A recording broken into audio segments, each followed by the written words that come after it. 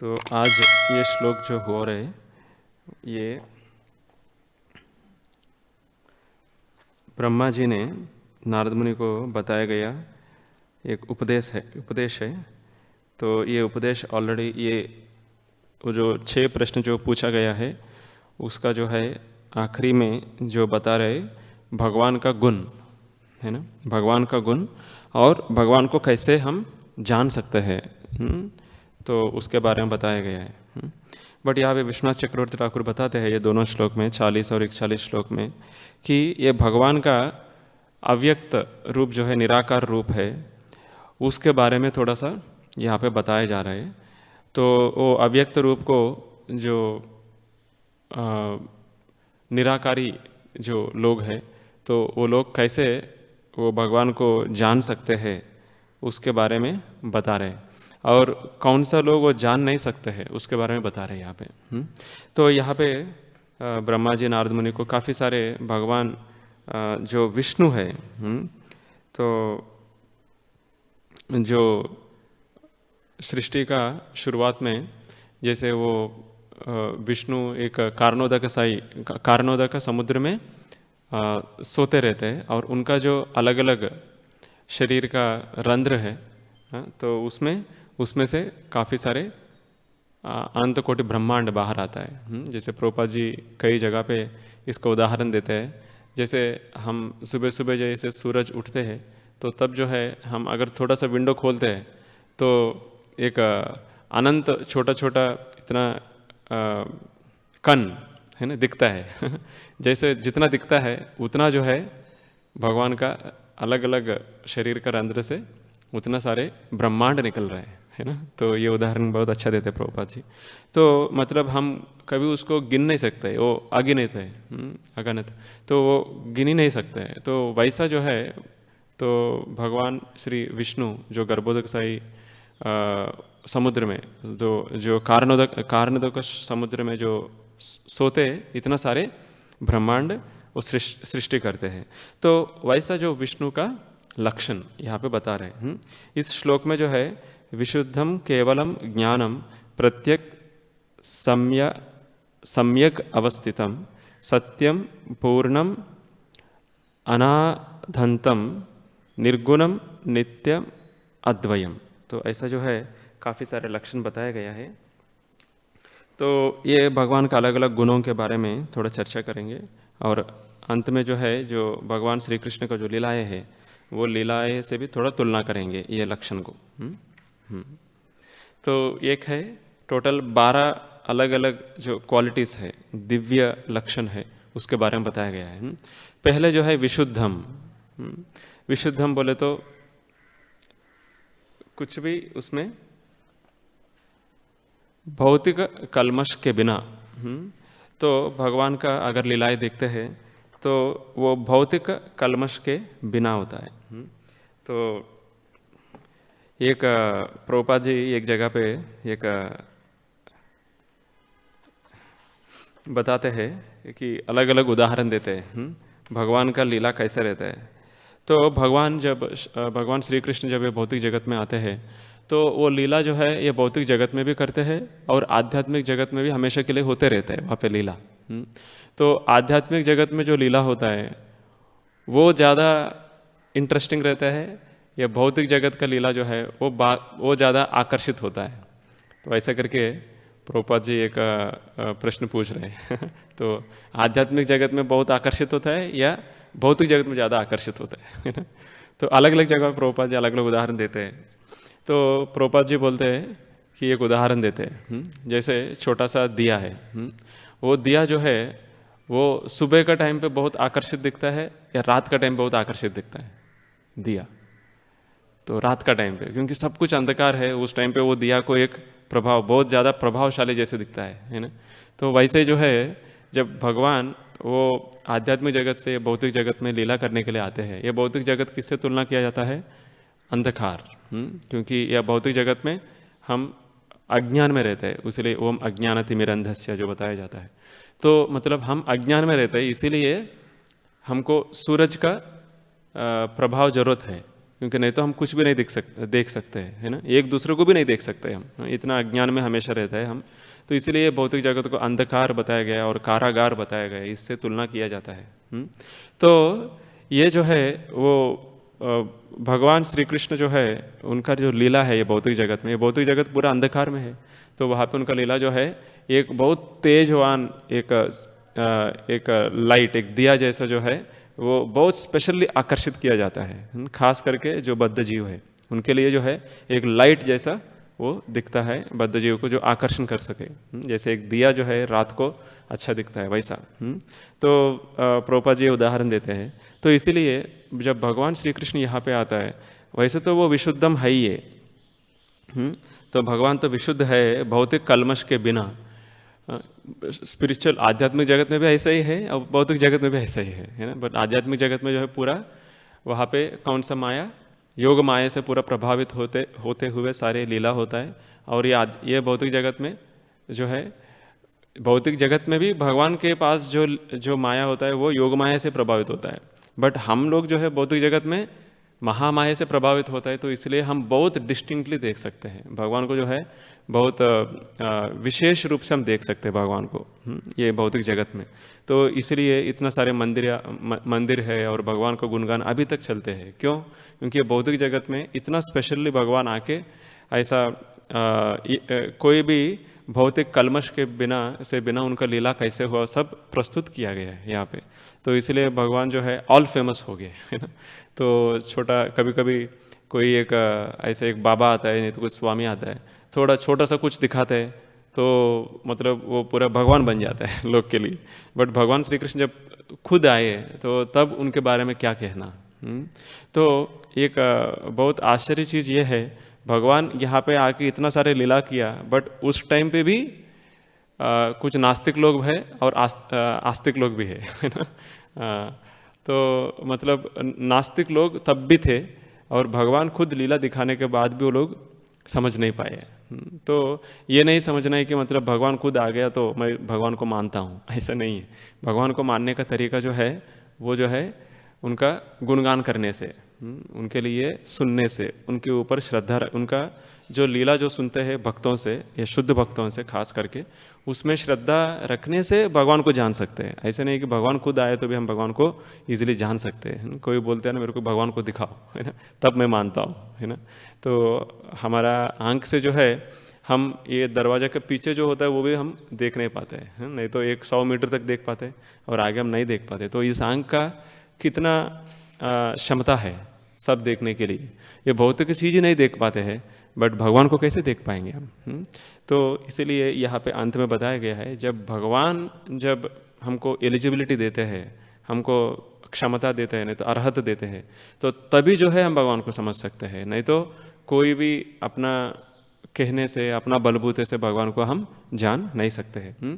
तो विशुद्धम, कोई भी भौतिक कलमश के बिना जो है भगवान ये भौतिक जगत में सारे लीलाएं करते हैं। तो जैसे भगवान जो है एक कारागार में उनका जन्म हुआ है, बट वो कारागार में जन्म हुआ, बट भगवान को कभी जो है उससे जो है लिमिटेशन नहीं है भगवान को। इसीलिए तुरंत जो है वो कारागार भी खुल गया और वहाँ पे जो लोग जो सोए हुए थे वो भी एकदम गाढ़ निद्रा में सो गए। और इतना ज़्यादा ज़ोर से बारिश हो रहा था, वो बारिश इतना ज़ोर से हो रहा था कि एक दूसरे का साउंड भी नहीं आता है ना। और ज़्यादा बारिश हो तो क्या करते लोग, पूरे दरवाजा वगैरह बंद करके घर पे रहते, कोई घर के बाहर कभी नहीं आते। तो भगवान के अरेंजमेंट ऐसा है कि मतलब एक ही टाइम पे जो है ये सारे चीज़ हो रहा है और वसुदेव जो है जाके भगवान को जो गोकुल में जाके वहाँ पे छोड़ के आते हैं भगवान।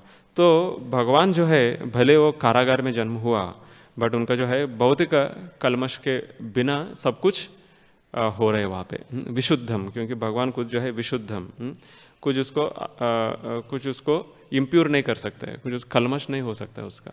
यहाँ पे प्रभुपाद जी उदाहरण दिया है सूर्य का, है ना। जैसे सूर्य का किरण जो है इतना प्रभावशाली रहता है, ये भौतिक जगत में जितना भी अशुद्ध चीज़ रहता है उन सबको पवित्र कर लेते हैं। जैसे कोई एक बार एक नवशिक्षा भक्त है, वो आके पूछ रहे कि मतलब मैं ऐसा जप कर रहा हूँ, मैं कोशिश कर रहा हूँ जितना मेरे से हो सकता है, शायद मेरे को लगता है कि हम जप तो कर रहे हैं, बट ये जप जो है मैंने कितना पाप किया कि मतलब इतना पाप को जप सुधार नहीं पाएगा है ना, ऐसे करके बताया गया। बट एक्चुअली वो ऐसा चीज़ नहीं है, वो दूसरा दृष्टिकोण से देखना पड़ता है। तो भगवान जो है इतना पवित्र है कि अगर हमारा जो पाप है एक पहाड़ से भी तुलना करते हैं तो पहाड़ को भी भगवान जो है, भगवान का जो ये जो पद कमल में एक चिन्ह रहता है, तो अलग अलग चिन्ह रहते हैं, उसमें एक चिन्ह रहता है कि थंडर बोल्ट। थंडर बोल्ट को क्या बोलते हैं? हाँ बिजली, हाँ बिजली का एक चिन्ह रहता है वहाँ पे। जो इंद्र का हाथ में रहते हैं वो क्या है? वज्र, वज्र, वज्रायुध। हाँ, वज्र का जो है एक चिन्ह रहता है वहाँ पे, वज्रायुध का एक चिन्ह रहता है। तो वो चिन्ह क्यों रहता है? क्योंकि भगवान का जो पाद आश्रय जो लेते हैं तो उनका क्या होता है, उनका जितना भी पहाड़ जैसे पाप है वो पाप जो है एक चूरमा चूरमा हो जाता है, मतलब एकदम डस्ट जैसा होता है, एक कण जैसा बन जाता है ना, पूरा लेवल हो जाता है लैंड, है ना, ऐसा। तो मतलब भगवान का स्पेशलिटी है। इसीलिए भगवान का नाम जो है शुद्धम है। सत्यम विशुद्धम वसुधैव शब्दितम यदि यते तत्र पुमान पावृतम सत्वेश तस्मिन् भगवान वासुदेवम ह्यदोक्षजो मे नमसा विधीयते। तो ये जो है भगवान शिव बताते हैं पार्वती को। पार्वती में पूछते हैं भगवान शिव को, आप जो है जब दक्ष आए थे मेरा जो पिता, उस टाइम पे आप क्यों खड़े नहीं हैं, है ना? तो आपके वजह से जो है आप खड़े नहीं थे, इसलिए जो है वो गुस्सा हो गया और इतना सारे विपरीत परिणाम हो गया। आप एक थोड़ा सा आप खड़े होकर उनको रेस्पेक्ट दिया तो सब हो जाता था ना ऐसा बोलते। तब भगवान शिव बताते हैं उस टाइम पे मैं क्या करूं, मैं भगवान श्री कृष्ण का के ऊपर मैं ध्यान कर रहा हूं। तब ये सारे बताते हैं सत्यम विशुद्धम वसुदेव शब्दितम यदि यते तत्र पुमान पावृतम। या अगर ये कोई नाम लेते हैं सत्यम, जो भगवान सत्यम है विशुद्धम है, उनका नाम लेने से एक तदीयते तत्र पुमान उपावृतम, हर एक जीव जो है पूरा पवित्र हो जाता है। सत्वेच तस्मिन् भगवान वासुदेवम, वही सत्य जो है वो विशुद्ध सत्व में जो रहता है वो है भगवान वासुदेवम रहते हैं। विशुद्ध सत्व, सिर्फ सत्व नहीं है, सिर्फ गुडनेस नहीं है, विशुद्ध सत्व में रहता है। तो ह्यदोक्षजय में नमसा विधीयते, वैसा जो भगवान जो है अधोक्षज है। अधोक्षज मीन्स उनका जो सेंसस जो है कभी गिरता ही नहीं है, मतलब उनका जो इंद्रिय जो है कभी भौतिक कलमश से वो दूषित नहीं होता है, उनका जो इंद्रिय। ऐसा जो भगवान जो है विशुद्धम, जो शिव जी बताते हैं पार्वती को। तो कोई भी भौतिक कलमश उसको टच नहीं करते हैं। भगवान का नाम भी ऐसे है, जैसे हम प्रभुपाद जी का हम देखते हैं, प्रभुपाद जी का लीला में जो यहाँ पे आके जो लीलामृत जो हम पढ़ते हैं, तो उसमें एक जगह पे आते हैं कि प्रभुपाद जी के पास जो है एक मुकुंद प्रभु जी रहता है। उस टाइम पे महाराज ने मुकुंद प्रभु, तो मुकुंद प्रभु जब प्रभुपाद जी के साथ थे तो तब जो है ये सैन फ्रांसिस्को में होता है। सो सैन फ्रांसिस्को एक फ़ोन कॉल आता है, प्रभुपाद जी के लिए एक फ़ोन कॉल आता है। तो वो फ़ोन कॉल में जो है वो उस तरफ से न्यूयॉर्क से फ़ोन कॉल आता है कि प्रभुपाद जी कब वापस आ रहे हैं करके। तो तब ये मुकुंद प्रभु जी ने जो है वो फ़ोन उठाते हैं। फ़ोन उठाने के बाद वहाँ से गुरुदास प्रभु जी, गुरुदास नहीं, वहाँ से बात करते हैं ब्रह्मानंद और गर्गमुनि, हाँ गर्गमुनि प्रभु जी कॉल करते हैं। तो गर्गमुनि प्रभु जी जब कॉल करते हैं उस टाइम पे ये मुकुंद प्रभु जो है वो फ़ोन उठाते हैं। फ़ोन उठाने के बाद तुरंत गर्गमुनि प्रभु पूछते हैं कैसे हो, कौन बात कर रहे हैं? तो तब मुकुंद प्रभु जो है पहचान लेते हैं, इज इट गर्गमुनि, ऐसा या आई एम गर्गमुनि करके बोल। तो तब पूछते हैं कि वहाँ पे क्या क्या चल रहा है, ऐसा बोलते हैं। हाँ अभी जो है हम एक दो प्रोग्राम, बहुत अच्छा प्रोग्राम हमने प्रभुपाद के लिए अरेंज किया है, ऐसा करके बोलते हैं। तो क्या प्रोग्राम था वो? तब गर्गमुनि बोलते हैं वही है क्या रॉक एंड रोल डांस जो बनाया आपने प्रभुपाद को लेके गया? अरे वो रॉक एंड रोल नहीं है, वो बॉलरूम डांस है। वो प्रभुपाद बहुत अच्छा लगा उनको, बोले अरे आप स्वामी जी को लेके क्या क्या करा रहे हैं वहाँ पे मतलब ऐसा थोड़ा स्केप्टिकल बताते हैं। हाँ देखिए हम लोग यहाँ पे एक छोटा सा रिकॉर्ड बनाया स्वामी जी को लेके। तो वो रिकॉर्ड का एक तरफ जो है उन्होंने वंदे हम श्री गुरु श्री युतापद कमलम, वो प्रभुपाद जी गाते हैं एक तरफ, और दूसरा तरफ जो है वो 10 मिनट का रहता है वो, और दूसरा तरफ जो है हरे कृष्ण महामंत्र प्रभुपाद जी से गाते हैं, और बाकी सब भक्त जो है गाया, कोरस में गाए थे। तो तब एक ही रिकॉर्ड बनाया है ना, तो वो रिकॉर्ड जो है द बिगिनिंग ऐसा करके कुछ एक रिकॉर्ड था, द बिगिनिंग ऑस्पिशियसनेस ऐसे एक रिकॉर्ड था, पहला रिकॉर्ड। तो वो रिकॉर्ड जो है पूरा लाखों में सेल कर दिया हमने, प्रभुपाद का रिकॉर्डिंग करके। वो भक्तों ने गाया, ये गाया, ऐसे ऐसे कार्य करो, आप ये रॉक एंड रोल लेके जा रहे हैं, बॉलरूम डांस लेके जा रहे हैं, क्या करने का वाह है ऐसा करके बोला। तब इनको अच्छा नहीं लगा कि मतलब अरे हम तो लेके जा रहे हैं स्वामी जी को, हम ऑप्शन दे रहे हैं कि हम फैसिलिटी दे रहे हैं, स्वामी जी को अच्छा लग रहा है। बट क्या है वहाँ पे वो बताते हैं गर्ग मुनि प्रभु कि मतलब ऐसा चीज़ कार्य करो कि डायरेक्टली डिवोशनल सर्विस कराओ उनसे, और वो भी हिट हो जाएगा, ऐसा बोल रहे हैं ना। ये जो है ये रिकॉर्ड जो है बीटल्स में भी लिया है। उस टाइम पे बीटल जो है पूरा बहुत बेस्ट फेमस लोग थे उस टाइम पे। तो वो लोग भी जो है 300 कैसेट्स रिकॉर्डिंग जो है उन्होंने ऑर्डर किया है। तो बोल रहे बीटल्स भी ऑर्डर किया हमको, ये स्वामी जी से ऐसा ऐसा कार्य कराओ ऐसा करके तो उनको तो लगा कि अरे हम क्या क्या कार्य करा रहे हैं, ठीक है हम जल्दी से जल्दी रथ यात्रा बनाएंगे, कम से कम वो डिवोशनल होगा, ऐसा करके उनको थोड़ा सा इंस्पिरेशन मिला। तो तब जो है जाके प्रभुपाद जी को पूछते आपको कैसे क्या लगा, वो बोल रहे हैं नहीं नहीं मेरे को ठीक लगा, आपको जहाँ अपॉर्चुनिटी मिला मेरे को लेके जाओ करके बोला। क्योंकि प्रभुपाद जी जो है, प्रभुपाद जी को इतना विश्वास है कि ये भगवान का जो नाम है, हरिनाम है, ये बहुत प्योर है। और प्रभुपाद जो है उतना पवित्र एक भक्त है, एक शुद्ध भक्त है, और वो नाम भी बहुत शुद्ध है। प्रभुपाद पवित्र भी है और शुद्ध है, और नाम भी शुद्ध है। इसीलिए प्रभुपाद को इतना विश्वास, अटूट विश्वास है, भले कहीं पे भी मेरे को लेके जाओ, अपॉर्चुनिटी दो, मैं तो रेडी हूँ, ऐसा कर प्रभुपाद जी बताया। बट एक्चुअली वो सही चीज़ है, क्योंकि प्रभुपाद जी जो है ऐसे ऐसे जगह पे जाके, वो जगह पे जो लोग अट्रैक्ट हुआ, बाद में वो लोग जाके सन्यासी भी बने, है ना। वो शुरुआत में तो ऐसे थे, बट बाद में सन्यासी बन गए वो लोग। तो विशुद्धम, वो कोई भी भौतिक कलमश के बिना होता है ये सारे चीज़। और भगवान का लीला के बारे में क्या बताना है ना। प्रभुपाद जो है भगवान का शुद्ध भक्त है, वो जो नाम लेते हैं उसके ऊपर प्रभुपाद को इतना अटूट विश्वास है। बट जब भगवान खुद आते हैं उसमें क्या अशुद्ध रहेगा, सब विशुद्ध है ना। विशुद्धम बोलते हैं। और दूसरा है केवलम। केवलम बोले तो प्योर एंड परफेक्ट। तो केवलम बोले तो शुद्ध तथा पूर्ण। एक होता है पूर्ण। पूर्ण क्या होता है? पूर्ण बोले तो जो हम बताते हैं ओम पूर्णमदम पूर्णमिदम, तो वो भगवान का जो ईशोपनिषद में हम ये श्लोक आता है, तो भगवान जो है संपूर्ण है ना। जैसे पूर्ण बोलो कंप्लीट। तो कंप्लीट कब बोल सकते हैं हम किसी को? जब प्रभुपाद जी यहाँ पे उदाहरण देते हैं, जैसे लोग जो है भगवान को एक निराकार करके समझते हैं, और कुछ लोग जो है भगवान साकार करके बोलते हैं। साकार या निराकार जो भी है, अगर पूर्ण है तो क्या है? भगवान दोनों है है ना। पूर्ण बोले तो दोनों है। तो जो लोग भगवान को निराकार करके समझ के वही पाना चाहते हैं, उनके लिए भगवान भी है उनके लिए। और जो लोग पूर्ण रूप से समझते हैं, जब प्रभुपाद बोलते हैं पूर्ण रूप से समझना क्या है, भगवान दोनों है। बट ये दोनों में जो है भगवान को क्या अच्छा लगता है?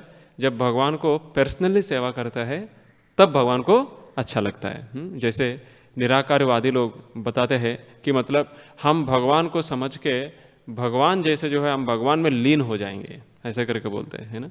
जैसे कल ही हम लोग पढ़ रहे थे, तो वहाँ पे एक उदाहरण देते प्रभुपाद जी कि आप किसी का पुत्र हो, तो आप अपना माता को बोल रहे कि मतलब मैं बहुत यहाँ पे परेशान हो गया हूँ, तो मेरे को वापस आपका गर्भ में चले जाना है तो वो माँ को अच्छा लगता है क्या?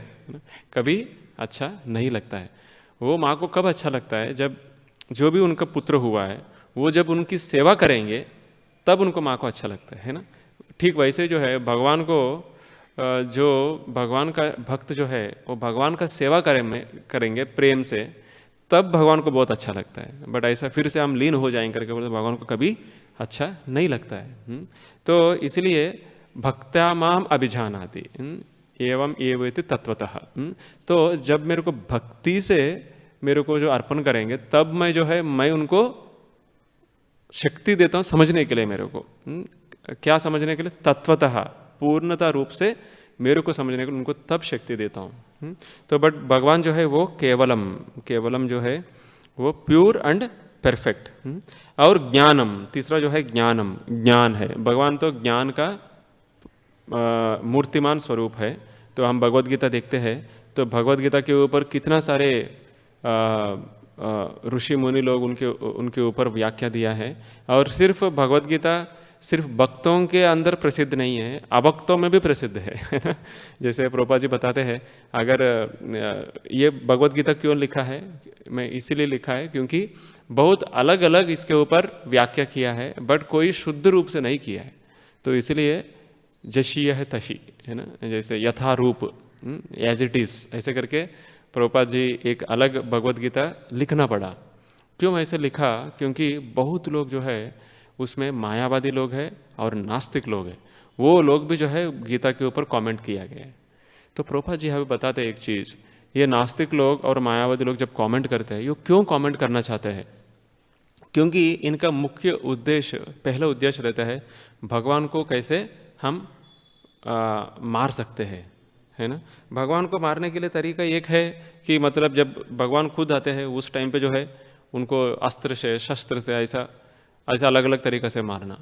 और भगवान को मारने का तरीका जो है ये मायावादी लोग का कैसे है?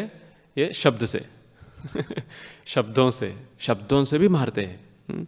तो इसलिए वो अभक्त का प्रसंग जो है चैतन्य महाप्रभु बताते हैं कभी जाके सुनना नहीं चाहिए। जो अभक्त रहते भले कितना भी अच्छा से वो अच्छा रूप से बताए जाए, बट कभी हम अभक्त से जो है मुंह से कभी नहीं सुनना चाहिए। तो और आगे प्रभुपाद जी लिखते हैं कि ये हम, भगवान जो है विशुद्ध है और हम जो है अशुद्ध है। तो हम क्यों अशुद्ध हो जाता है यहाँ पे? क्योंकि हम पाप से जो है प्रभावित हो जाते हैं। वो पाप का प्रभाव से कारण जो है हम तीनों गुण में कोई भी गुण का प्रभाव हमारे ऊपर बहुत जोर से पड़ता है। तो प्रभुपाद जी एक और उदाहरण देते थे। तो प्रभुपाद जी बोले कि ये तीनों गुण का प्रभाव हर जगह पे है। तो प्रभुपाद जी बताते हैं वहाँ पे फॉरेनर्स को कि मेरे को लगा कि न्यूयॉर्क जैसे सिटी है, नहीं तो अमेरिका जैसे देश है, वहाँ पे कोई भी जो है गरीब नहीं रहेगा, ऐसा मेरे को लगा, क्योंकि बहुत बड़े देश है, वो पूरा पावरफुल देश है। तो जब अमेरिका गए प्रभुपाद जी, वहाँ पे जो है भले बहुत पैसा है और गवर्नमेंट जो है किसी को अगर जॉब भी नहीं रहता है तो उनको रेगुलर मेंटेनेंस के लिए पैसा देते हैं। वो इतना पैसा होता है, यहाँ पे मान लीजिए हर महीने 10,000 दिया तो इजीली उनका काम जैसे चल जाएगा, ऐसे 10,000 के हिसाब से देते थे वो। इतना पैसा देते थे, बट फिर भी जो है लोग जो है बहुत गंदा कपड़ा पहन के, सिर्फ दारू पी के वहाँ पे रोड पे एक भिखारी जैसे बैठा हुआ है। तो प्रभुपाद जी बोल रहे हैं यहाँ पे भी जो है वो पहला, दूसरा और तीसरा श्रेणी लोग यहाँ पे भी है ना। एक बोलते हैं प्रभुपाद जी, एक रिच क्लास, एक मिडिल क्लास, एक लोअर क्लास, है ना। तो ये तीनों जो है तीनों जैसे तीन गुण है, ऐसा तीन ये चीज़ भी है। तो भले न्यूयॉर्क जैसे देश है, जैसे एक शहर है, वहाँ पे भी लोग ऐसे गरीब लोग हैं, है ना। तो प्रभुपाद जी बताते हैं क्योंकि ये तीनों के प्रभाव से जो है एक व्यक्ति जो है वो पाप कार्य का प्रभाव से ये तीनों गुण में वो ये तीनों गुण का के साथ वो प्रभावशाली हो जाता है। इसके वजह से जो है लोग पाप वृत्ति में लग जाता है। तो भले उनको अच्छा क्या बुरा क्या वो भी समझते हैं, बट पाप वृत्ति में लग ही जाते हैं। जैसे कोई व्यक्ति को पूछे जो शराबी है, उनको पूछो शराब पीना अच्छा नहीं है, आपको पता है क्या? वो हाँ हम पूरा जानते हैं उसके बारे में। तो बोलते हैं सिगरेट पीने वाला रहता है, ये पूरा जानते हैं, बट फिर भी क्यों करते हैं? क्योंकि ये गुणों का प्रभाव है। और उनका जो भी पिछले जन्म का जो पाप कार्य किया है उसका प्रभाव से ये सारे करते हैं। बट भगवान जो है वैसा जो पाप का प्रभाव नहीं पड़ते उनके ऊपर कभी भी। ऐसा जैसे सूर्य का एक उदाहरण दिया गया है। जैसे भीष्म पितामह बताते हैं कि भीष्म पितामह बताते हैं वहाँ पे कि भगवान जो है ये पूर्ण रूप से शुद्ध है। तो क्योंकि युधिष्ठिर महाराज पूछते हैं भीष्म को, मेरा लाइफ में ऐसे ऐसे चीज़ क्यों हुआ, मैंने इतना सारे लोग को मारने के लिए मैं रीज़न हो गया हूँ। तो 64 करोड़ 64 करोड़ जो है इतना लोग को वो महाभारत का युद्ध में मारा दिया जाता है। तो उतना लोग तो विधवा हो गए, उतना जो स्त्री है उनका जो भी अपना घर वाले है वो विधवा हो गया, तो उनका क्या होगा फिर, ऐसा करके युधिष्ठिर महाराज बहुत रोते रोते रहते हैं। तो तब जो है भीष्म पितामह बताते हैं कि न हि यस्या कर्हिचित् राजन् पुमान् वेदा विदित्सितम् यद विजिज्ञासया युक्ता मुह्यन्ति कवयोपि ही। भगवान क्यों ऐसा किया, वो जो है कवि लोग मुह्यन्ति कवयोपि ही, तो बड़े बड़े कवि ऋषि मुनि लोग भी जो है इसको सुन के विचलित हो जाता है, क्योंकि भगवान क्यों ऐसा करते हैं इस टाइम पे वो कोई समझ नहीं पाएंगे। तो यह काल का प्रभाव इतना पावरफुल रहता है। सर्वम काला कृतम मन्या भवतो, तो सर्वम काल कृता मन्या, ये सब जो है काल का प्रभाव से हो रहे हैं।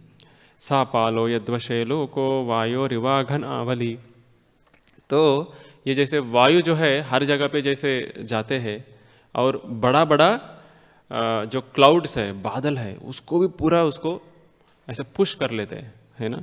तो ठीक वैसे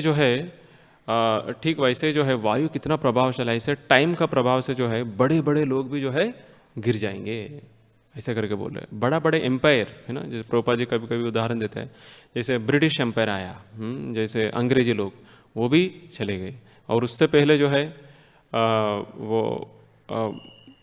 मुगल एम्पायर आया, जो मुस्लिम का एम्पायर आया वो भी चले गए, और उससे पहले जो है ग्रीक एम्पायर जो वो भी चले गए, रोमन एम्पायर वो भी चले गए, है ना। बड़े बड़े एम्पायर है, जैसे अलेक्जेंडर जैसे बोला जाता है, नेपोलियन बोला जाता है। ये एक लेक्चर देते हैं इटली में, जो नेपोलियन द ग्रेट ऐसा करके लिखा रहता है वहाँ पे, तो बोल रहे अभी नेपोलियन कहाँ है ना। तो बड़े बड़े लोग भी जो है, जैसे वायु बड़े बड़े बादल को ऐसे एक जगह से दूसरी जगह लेके जाते हैं, वैसे काल बहुत शक्तिशाली है। जैसे परसों वृंदावन प्रभु जी बता रहे थे कि ये कलयुग में जो है काल भी शक्तिशाली है और कली का प्रभाव भी है दोनों एक ही साथ प्रभाव है। तो हम कितना सतर्क होना चाहिए, कितना सतर्क होना चाहिए। तो और आगे जाके बताते हैं प्रत्यक।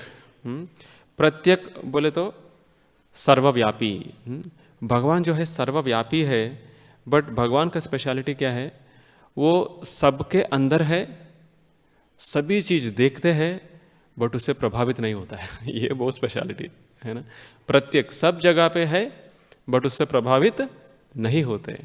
जैसे मान लीजिए कोई व्यक्ति हमारे अंडर कोई सेवा कर रहे हैं, वो अपने हिसाब से सेवा नहीं करते, हम कितना प्रभावित हो जाता है ना। उससे बोलते अरे तू क्यों नहीं कर रहे ऐसा, मैं जो बोल रहा हूँ, है ना, मैं आपका जो है इंचार्ज हूँ, है ना, नहीं तो मैं आपका बॉस हूँ, बाहर दुनिया में मैं आपका बॉस हूँ, मैं तेरे लिए मैं पैसा वगैरह मैं ही पूरा साइन किया तो आता है, सैंक्शन करता हूँ, तो मेरा क्यों नहीं सुन रहा है, बट फिर भी सुनते नहीं लोग पैसा लिया तो बट भगवान जो है उससे बहुत डिस्टर्ब हो जाते हैं ना आदमी ना, कि अगर नहीं सुनते उनका, वो बॉस भी डिस्टर्ब हो जाता है, उनकी इंचार्ज भी डिस्टर्ब हो जाता है, अरे मैं सब कुछ इनके लिए करता हूँ, मैं जो बोल रहा हूँ ये नहीं सुन रहा है ऐसा करके बोलते है ना। तो मतलब एक व्यक्ति इतना डिस्टर्ब हो जाता है, बट भगवान जो है कभी डिस्टर्ब नहीं होते, हर जगह पे उनका प्रभाव रहता है, बट डिस्टर्ब कभी नहीं होता है। और आगे जाके बताता है सम्यक, इन फुलनेस। सम्यक बोले तो हिंदी में आता है सत्य, सत्य मीन्स सत्य, सम्यक मीन्स पूर्ण रूप से, सब कुछ उनके अंदर जो है पूर्ण रूप से रहते हैं, भगवान के अंदर सारे जो लक्षण है वो सारे पूर्ण रूप से होता है। जैसे हम कुछ लक्षण थोड़ी समय तक प्राप्त कर सकते हैं, जैसे मान लीजिए किसी का बॉडीली ब्यूटी, किसी की सुंदरता, वो सुंदरता जो है वो भगवान का एक ऐश्वर्य है, वो ऐश्वर्य हम तो जीव है, भगवान का अंश है, तो कुछ समय तक हमारे पास भी ये सुंदरता रहता है, उसके बाद वो लेके चले जाता है। भगवान का षड ऐश्वर्य जो है, ऐश्वर्यस्य वीर्यस्य समग्रस्य यशस्य श्रिय ज्ञान वैराग्य, ये सारे छः जो है, ये सारे छः हमारे अंदर भी रहता है, बट हमारे अंदर वो थोड़ा में रहता है, बट भगवान के अंदर जो है पूर्ण रूप से रहता है। जैसे भगवान जो है सभी के साथ थे, जैसे वृंदावन में उनको क्या कमी है, उनको जो चाहिए वो है, और सब जो है उनको बहुत प्रेमी भक्त है। वहाँ पे सब लोग भगवान को प्रेम करते हैं, एक दो नहीं है ना। बट वैसे वृंदावन को छोड़ के जो है मथुरा जाते हैं, जहाँ पे कंस जैसे लोग हैं, तो कंस जैसे लोग हैं, शिशुपाल जैसे लोग हैं, और द्वारका पे भी जाना पड़ता है। क्यों द्वारका बनाना पड़ता है उनको? बहुत लोग उनको अटैक करना चाहते हैं, है ना। तो प्रभुपाद जी इसलिए बताते हैं, जब भगवान का जब आविर्भाव होता है उस टाइम पे वहाँ पे आविर्भाव हुआ जहाँ पे सभी लोग जो है बहुत दुखी है, दुखी है, दुखमय जगह पे भगवान का आविर्भाव होता है, हाँ? और भगवान जहाँ पे जाते हैं वो लोग, उनको भी दुख पहुँचता है जैसे वृंदावन गोकुल में जाता है, वो गोकुल से वो लोग इतना परेशान हो जाते हैं, इतना सारे असुर लोग आते हैं वहाँ पे, तो सभी लोग परेशान थे। गोकुल से जाके जो है नंदगांव में जाते हैं उसके बाद, है ना। तो एक जगह से दूसरे, बट फिर भी जो है भगवान को कभी वो लोग छोड़े नहीं, भगवान को भी साथ में लेके जाते हैं, बट भगवान को कभी छोड़े नहीं। तो वो है भगवान जो है सम्यक है। तो अवस्थितम बोले तो स्थित रहता है किसमें? सत्यम में, सत्य में हमेशा स्थित रहता है। तो वो सत्य का जो पोजीशन है उसको कभी भगवान वो पोजीशन से हटते नहीं है। तो इसलिए भगवान के लिए जो है एक दो चीज़ जो है भगवान के लिए भी बहुत मुश्किल पड़ता है ना। जैसे दो नाम है, एक है भगवान भक्तवत्सल।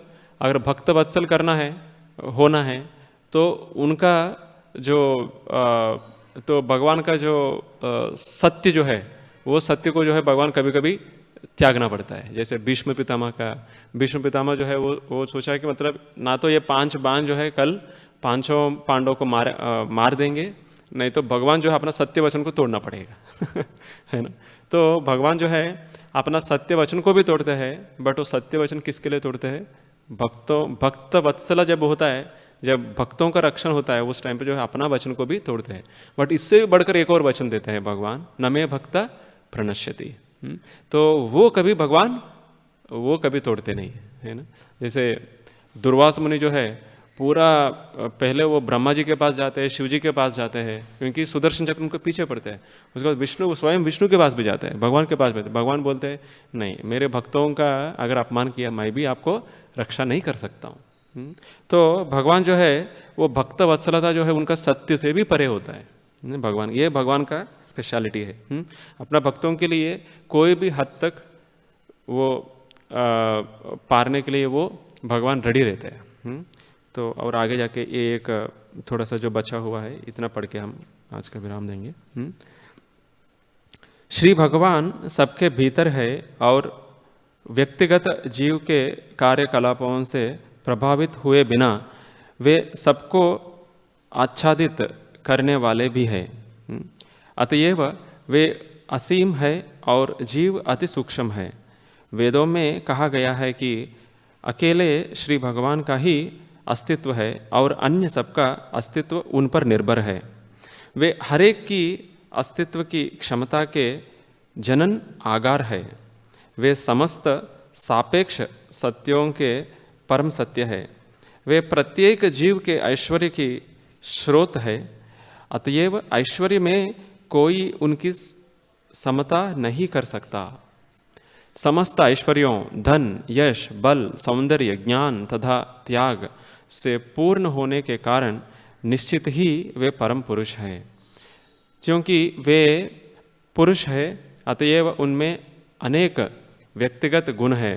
भले ही वे भौतिक गुणों से परे होते हैं, हम पहले ही इत्तम भूत गुणो हरिहि श्रीमद् भागवतम में कहा गया है। इस कथन की व्याख्या कर चुके हैं।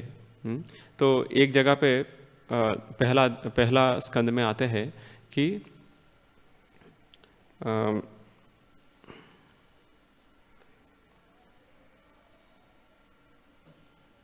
अवस्थितम सिचुएटेड इन ट्रूथ।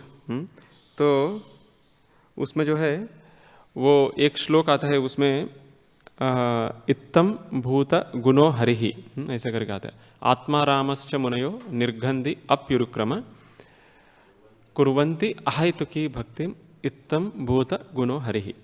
तो उसमें आत्माराम जो है, तो जो पूरा सेल्फ रियलाइज, जो आत्मा साक्षात्कार का लेवल पे पहुंच गए हैं, वो लोग भी जो है भगवान का गुणों देख के प्रभावित हो जाता है ना। आत्माराम बोले पूरा सेल्फ सेटिस्फाइड हो गया है ना। इत्तम भूत गुणो हरि, बट भगवान का लक्षण देख के जो है, उनका लक्षण सारे देख के वो लोग भी प्रभावित हो जाता है। तो वो भगवान का स्पेशलिटी है। वो आत्माराम श्लोक करके आता है। इस कथन की व्याख्या कर चुके हैं। उनका दिव्य गुण इतना आकर्षण है कि मुक्त आत्मा तक उनसे आकृष्ट होते हैं। यद्यपि वे समस्त व्यक्तिगत गुणों से युक्त है, तो भी वे सर्वशक्तिमान है। अतएव उन्हें स्वयं कुछ करना नहीं होता, क्योंकि उनकी सर्वथा समर्थवान शक्तियों से सब कुछ संपन्न हो जाता है। इसकी भी पुष्टि वैदिक मंत्रों द्वारा हुई है। परास्य शक्तिर विविधैव श्रूयते स्वाभाविकी ज्ञान बल क्रिया च। इससे श्री भगवान के विशिष्ट आध्यात्मिक स्वरूप का संकेत मिलता है, जिसका भौतिक इंद्रियों द्वारा कभी अनुभव नहीं होता। उनका दर्शन तभी किया जा सकता है जब इंद्रियां भक्तिमय सेवा द्वारा शुद्ध हो जाती है। यमे वैश्य वृणीते तेन लभ्य। इस तरह श्री भगवान तथा जीवों में कई मूल बातों में अंतर है। किसी की तुलना श्री भगवान से नहीं की जा सकती, जिसकी वेदों की घोषणा है, एकमेवाद्वितीयं ब्रह्म द्वैताद्वै भयं भवति। श्री भगवान का कोई प्रतियोगी नहीं है, अतएव उन्हें किसी से ना तो भय है, ना कोई उनके समान हो सकता है। तो इसलिए हम ये भी देखते हैं, जब हम रणछोड़, भगवान का नाम हुआ रणछोड़ राय, तो वो भी एक लीला जैसे किया है ना। भगवान ऐसे जैसे जरासंध का 17 बार जो है उनका सेना को वध करते हैं, बट कभी उनको नहीं वध करते है ना। इसका मतलब ये नहीं कि जरासंध से वो भगवान जो है डरते हैं, है ना। बट वही जरासंध को जो भगवान ने अरेंज किया है भीमसेन से मारने के लिए। तो वैसे जो काले यावन से जो है वो दूर चले जाते हैं, क्योंकि वो इतना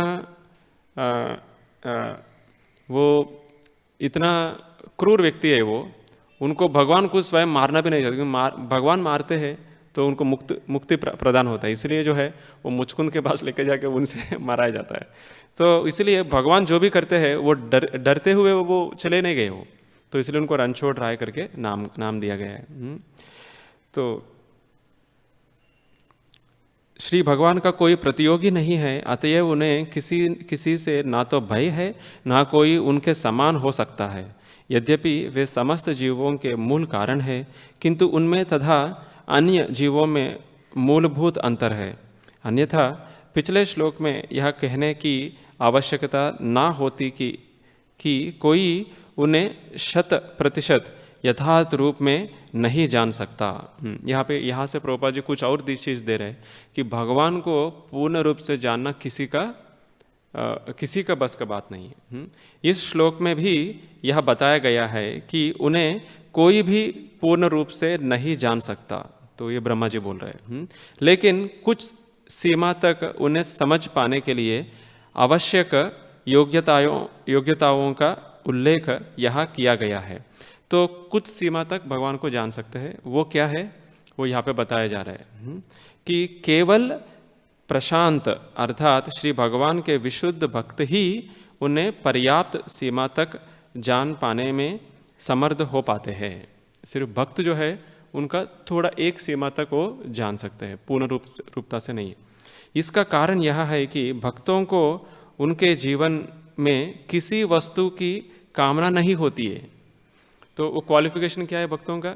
किसी वस्तु का कामना नहीं होता है। जैसे भगवान जो है जब मथुरा जा रहे वृंदावन से, उस टाइम पे जब गोपियाँ के पास जाते हैं तब बताते हैं कि मतलब मैं आपको कुछ दे नहीं सकता हूँ, आपका जो भक्ति इतना है कि मतलब मैं उसका जो आदान प्रदान में मैं कुछ दे ही नहीं सकता हूँ, आपका भक्ति से आप संतुष्ट हो जाए ऐसा, क्योंकि उनका गोपियाँ को कुछ लेने देना नहीं है भगवान से, भगवान को हमेशा सेवा ही करना चाहते हैं वो। भगवान से कुछ लेने के लिए कुछ नहीं था उनका, उनका हमेशा सेवा करना चाहते, इसलिए भगवान चाहते हैं वो हमेशा। वे तो उनका आज्ञाकारी दास बने रहना चाहते हैं, लेकिन अन्य लोग बोले तो कौन कौन है, जैसा कि ज्ञान मार्ग दार्शनिक योगी तथा सकाम कर्मी, उनकी कुछ ना कुछ मांग रहती है, कुछ ना कुछ जो मांगते हैं। क्या है, मेरे को अलग अलग सिद्धियाँ चाहिए, मेरे को ब्रह्म में लीन होना चाहता हूँ मैं, ऐसा। अतएव वे प्रशांत नहीं हो सकते।